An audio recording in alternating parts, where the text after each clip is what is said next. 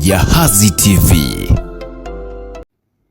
Mstahiki Meya wa Jiji la Zanzibar Kamal Abdulsattar Haji akiwa pamoja na baadhi ya madiwani na watendaji wa Baraza la Jiji wamefanya ziara ya kikazi katika mafungu yaliyopo katika mipaka ya bahari ya Jiji la Zanzibar kwa lengo la kuangalia hali ya usafi katika mafungu hayo.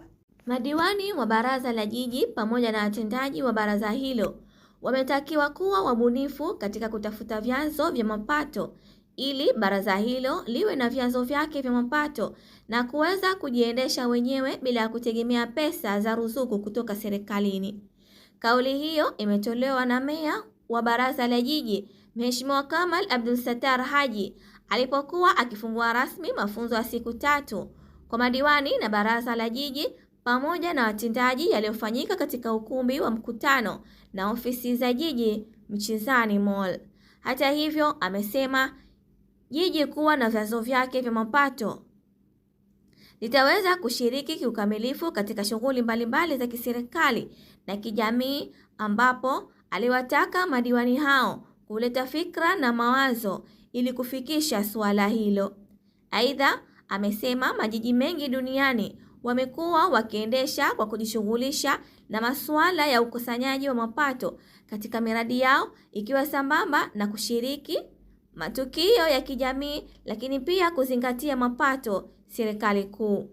Aidha, amesema ushirikiano kati ya madiwani wa baraza hilo na watendaji kutasaidia kwa kiasi kikubwa kuleta ufanisi wa kazi zao katika kuleta maendeleo makubwa katika baraza hilo. Kwa upande wao, madiwani hao wamesema wamefaidika sana na mafunzo hayo kwa vile baadhi yao ni wapya, hivyo walisema mafunzo hayo yatawasaidia sana katika kutekeleza majukumu yao ya kila siku